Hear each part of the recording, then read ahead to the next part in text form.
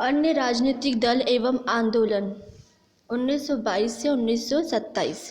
India Republic association 1918 में कुछ उदारवादी नेताओं ने सुरेंद्र नाथ बनर्जी के नेतृत्व में भारतीय राष्ट्रीय कांग्रेस से पृथक होकर इंडियन लिबरल एसोसिएशन का गठन किया। इस संघ ने सरकार के साथ सहयोग की नीति अपनाई। नेक्स्ट है अखिल भारतीय मुसलमान लीग। खिलाफत आंदोलन की समाप्ति के बाद खिलाफत समिति पूरी तरह शिथिल पड़ गई, जिसके कारण 1924 में अखिल भारतीय मुस्लिम लीग पुनः अस्तित्व में आई। मोहम्मद अली जिन्ना इसके स्वयंभू नेता के रूप में उभर कर सामने आए। नेक्स्ट है हिंदू महासभा 1915 में हरिद्वार के कुंभ मेले में पंडित मदन मोहन मालवीय द्वारा इसकी स्थापना की गई। कासिम बाजार के महाराज की अध्यक्षता में इसका प्रथम सम्मेलन आयोजित किया गया। दिसंबर 1924 में पंडित मदन मोहन मालवीय के अध्यक्ष बनने के उपरांत यह दल बहुत अधिक प्रभावशाली हो गया। नेक्स्ट है अकाली दल। इसका उद्देश्य सिख गुरुद्वारों को ब्रिटिश समर्थन एवं भ्रष्टाचार आनुवंशिक महंतों के चंगुलों से मुक्त कराना था। 1925 में गुरुद्वारा एक्ट के माध्यम से सिख समुदाय को अपने गुरुद्वारे के प्रबंधन के लिए पदाधिकारियों एवं कार्यकर्ताओं के चुनाव करने विधेयक के परिणाम स्वरूप गुरुद्वारे के कार्यों को देखभाल करने के लिए शिरोमणि गुरुद्वारा प्रबंधन समिति की स्थापना हुई। नेक्स्ट है नागपुर झंडा सत्याग्रह। 1923 में कांग्रेस के ध्वज प्रयोग को रोकने वाले एक स्थानीय आदेश के खिलाफ किया गया।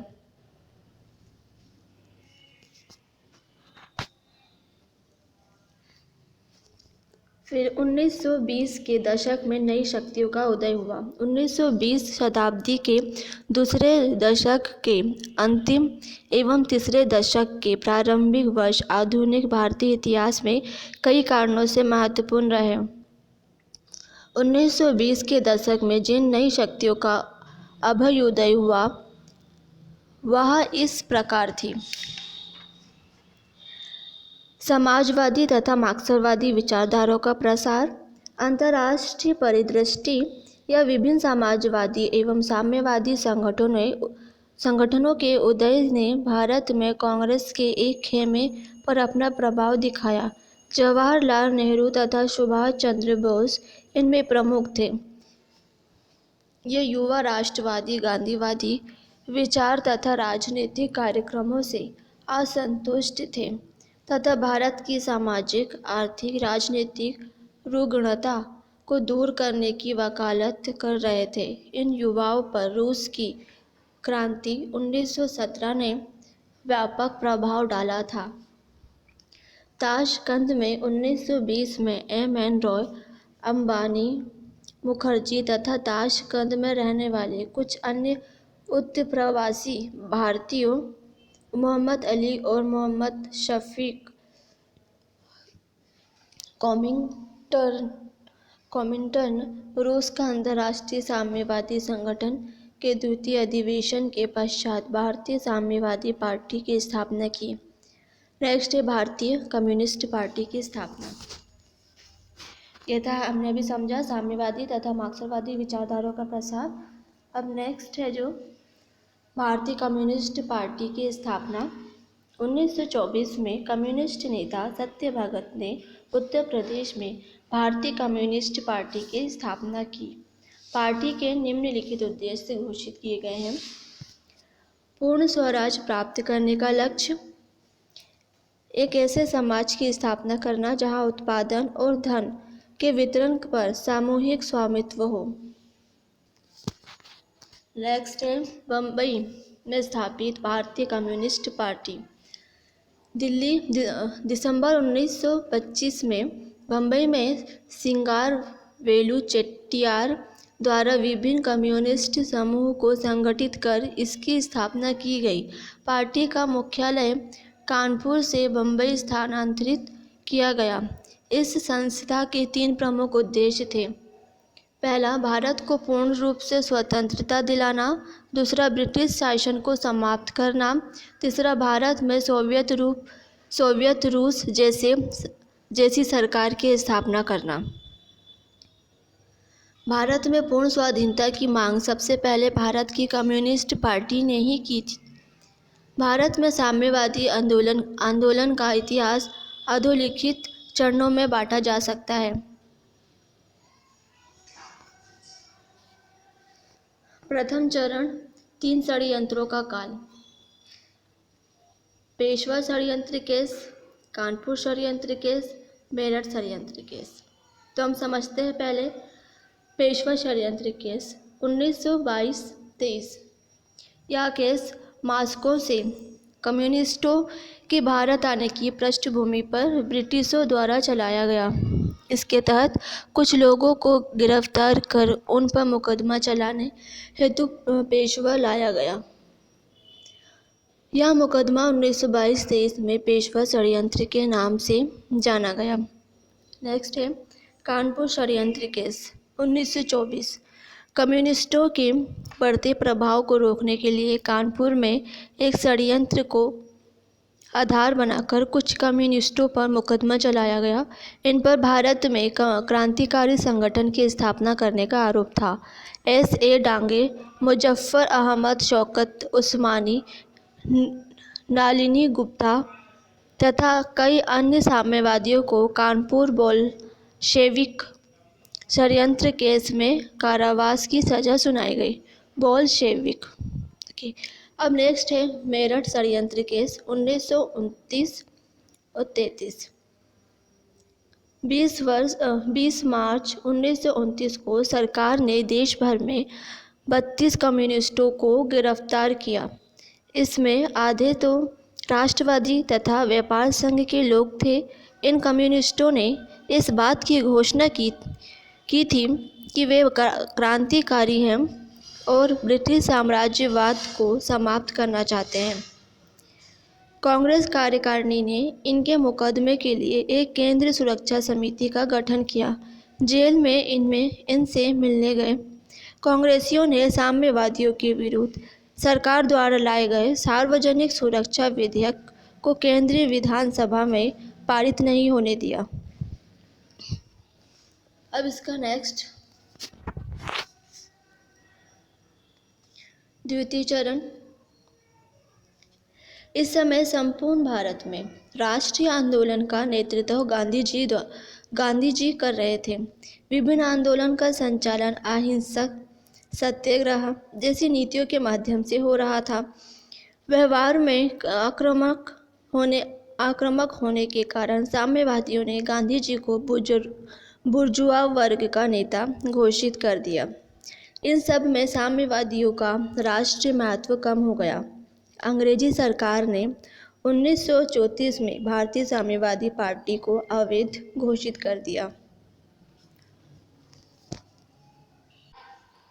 कांग्रेस की स्थापना के साथ आई प्रथम उग्रवादी विचारधारा का पहला चरण 1916 में हुए कांग्रेस व मुस्लिम लीग के बीच हुई लखनऊ समझौते के बाद शांत हो गया। 1922 में असहयोग आंदोलन के स्थगन के बाद आई राजनीतिक शून्यता के माहौल में उग्रवादी विचारधारा फिर से पनप उठी। वैश्विक राजनीति से पनपी रूसी, मिस्र, आयरलैंड, चीन तथा तुर्की क्रांतिकारी विचारधारा ने युवाओं को प्रेरित किया। इन युवाओं ने हिंसा के द्वारा ब्रिटिश साम्राज्य को उखाड़ फेंकने की नीति पुनः अपनाई।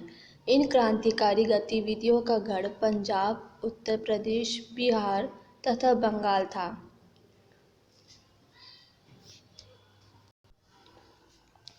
Hindustan Republic association 1924 HRA। अक्टूबर 1924 में समस्त क्रांतिकारी दलों का कानपुर में एक सम्मेलन बुलाया गया, जिसमें सचिंद्रनाथ सन्याल, योगेश चटर्जी व राम प्रसाद बिस्मिल जैसे पुराने क्रांतिकारी नेताओं तथा भगत सिंह, शिव वर्मा, सुखदेव भगवती चरण बोहरा, चंद्रशेखर आजाद जैसे युवाओं क्रांतिकारियों ने भाग लिया। 1924 में हिंदुस्तान रिपब्लिक एसोसिएशन अथवा सेना का कानून में गठन हुआ तथा बंगाल, बिहार, उत्तर प्रदेश, पंजाब एवं मद्रास आदि प्रांतों में इनकी शाखाएं स्थापित की गई। इस संस्था में 3 मुख्य आदर्श निम्नलिखित थे। भारतीय जनता में गांधी जी की अहिंसावादी नीतियों के प्रति निरर्थक की भावना उत्पन्न करना तथा सशस्त्र क्रांति के माध्यम से औपनिवेशिक सत्ता को उखाड़ फेंकना। पूर्व स्वतंत्रता प्राप्ति हेतु प्रत्यक्ष कार्यवाही तथा क्रांति की आवश्यकता का प्रदर्शन करना। अंग्रेजी साम्राज्यवाद के स्थान पर समाजवादी विचारधारा से प्रेरित भारत में संघीय गणतंत्र संयुक्त राज्य भारत की स्थापना करना। नेक्स्ट है काकोरी कांड, 9 अगस्त 1925। काकोरी कांड हिंदुस्तान रिपब्लिक एसोसिएशन के क्रांतिकारियों ने 9 अगस्त 1925 को सहारनपुर लखनऊ लाइन पर काकोरी जाने वाली 8 डाउन ट्रेन मालगाड़ी को सफलतापूर्वक लूट लिया। इस संबंध में क्रांतिकारियों को गिरफ्तार कर काकोरी षड्यंत्र केस के तहत मुकदमा चलाया गया। इसमें 17 लोगों को लंबी सजाएं, 4 को आजीवन कारावास एवं राम प्रसाद बिस्मिल, अशफाक उल्ला खां, रोशन सिंह तथा राजेंद्र लाहिड़ी को क्रमशः गोरखपुर, फैजाबाद, नैनी तथा गोंडा में फांसी दे दी गई। चंद्रशेखर आजाद फरार हो गए। हिंदुस्तान सोशलिस्ट रिपब्लिक एसोसिएशन यानी HSRA 1928 काकोरी षड्यंत्र कांड के बाद हिंदुस्तान रिपब्लिक एसोसिएशन के अधिकांश नेताओं को गिरफ्तार कर लिया गया। एकमात्र बचे हुए सदस्य चंद्रशेखर आजाद के नेतृत्व में क्रांतिकारियों ने एक नए दल का गठन किया। चंद्रशेखर आजाद ने दिल्ली में फिरोज शाह कोटला में Hindustan socialist Republic association HSRA की स्थापना की। इसका उद्देश्य भारत में समाजवादी गणतंत्रवादी राज्य की स्थापना करना था। इसके मुख्य नेता विजय कुमार सिन्हा, शिव वर्मा, जयदेव कपूर, भगत सिंह, भगवती चरण बोहरा और सुखदेव आदि थे। सैंडर्स की हत्या 17 दिसंबर 1928। HSRA का पहला कार्य लाला लाजपत राय की हत्या के आरोपी लाहौर के सहायक पुलिस अधीक्षक सैंडर्स की हत्या करना था। सैंडर्स ने 30 अक्टूबर 1928 को लाहौर में साइमन कमीशन विरोधी अभियान के दौरान लाठीचार्ज करवाया था। यहीं पर लाला लाजपत राय पंजाब केसरी साइमन आयोग का विरोध कर रही एक भीड़ का नेतृत्व कर रहे थे। पुलिस ने उन्हें इतने बर्बर तरीके से पीटा कि कुछ दिनों बाद ही उनकी हत्या मृत्यु हो गई। सेंट्रल लेजिस्लेटिव असेंबली बम कांड 8 अप्रैल 1929। HSRA के 2 सदस्य बटुकेश्वर दत्त व भगत सिंह ने 8 अप्रैल 1929 को जिस समय ट्रेड डिस्प्यूट्स बिल तथा सेफ्टी बिल, जिसका उद्देश्य जनता विशेषकर मजदूरों के मौलिक अधिकारों पर प्रतिबंध लगाना था, पर बहस चल रही थी, केंद्रीय विधानमंडल ने बम फेंका। इनका उद्देश्य सरकार को डराना मात्र था। बम के साथ फेंके गए पर्चों में HSRA का संदेश इस प्रकार था: बहरे कानों तक अपनी आवाज़ पहुंचाने के लिए बम का प्रयोग किया गया। नेक्स्ट है लाहौर षड्यंत्र केस 1929। लाहौर षड्यंत्र केस के तहत भगत सिंह और बटुकेश्वर दत्त के साथ HSRA के अन्य सदस्यों पर भी मुकदमा चलाया गया। जेल में बंद क्रांतिकारियों ने राजनीतिक कैदी का दर्जा प्राप्त करने के लिए भूख हड़ताल की। भूख हड़ताल पर बैठे जतिन दास की 64 दिन बाद मृत्यु हो गई। भगत सिंह, सुखदेव तथा राजगुरु पर मुकदमा चलाकर फांसी की सजा सुनाई गई। 23 मार्च 1931 को भगत सिंह, सुखदेव तथा राजगुरु को फांसी की सजा दे दी गई। HSRA के एक सदस्य चंद्रशेखर आजाद को काकोरी षड्यंत्र केस से ही पुलिस को चकमा देकर भाग गए थे। वे लाहौर षड्यंत्र केस से भी बच निकले, लेकिन 27 फरवरी 1931 को इलाहाबाद के अल्फ्रेड पार्क में पुलिस के साथ मुठभेड़ में वे मारे गए। इस तरह भारत में HSRA की गतिविधियां समाप्त हो गई। नेक्स्ट है चटगांव सशस्त्र कांड। बंगाल में सूर्य सेन, जो गांधी जी के सहयोगी आंदोलन के सक्रिय नेता थे, ने इंडियन रिपब्लिक आर्मी IAR की स्थापना की।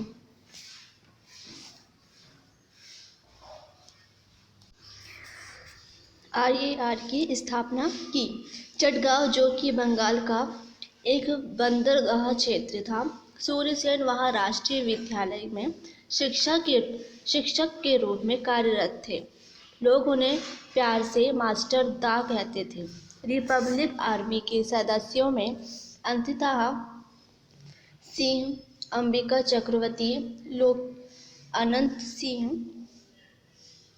चक्रवर्ती, लोकीनाथ, प्रतिलता वाडेकर, गणेश घोष, कल्पना दत्त आदि शामिल थे। सूर्यसेन ने रिपब्लिक आर्मी के सदस्यों के साथ मिलकर चटगांव शस्त्रागार पर हमला कर दिया। इसी समय क्रांतिकारी सदस्यों के इंकलाब जिंदाबाद व वंदे मातरम नारों के बीच सूर्यसेन ने तिरंगा फहराया इस काम चलाऊ क्रांतिकारी सरकार का गठन किया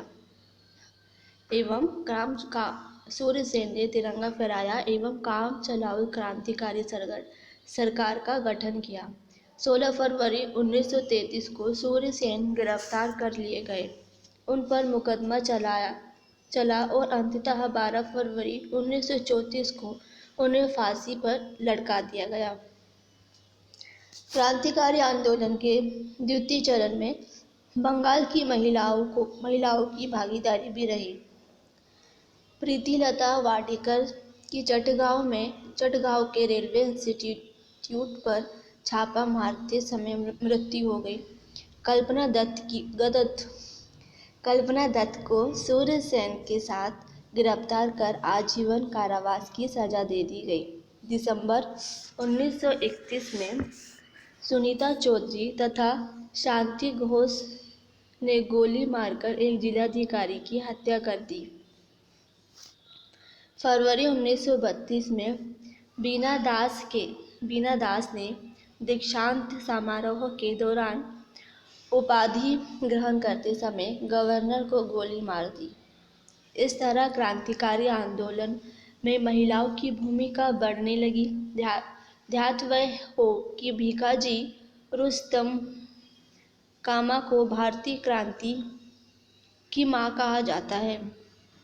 इन्होंने ही 1907 में स्टुटगार्ट जर्मनी में समाजवादी कांग्रेस के सम्मेलन में भारतीय झंडे को फहराया।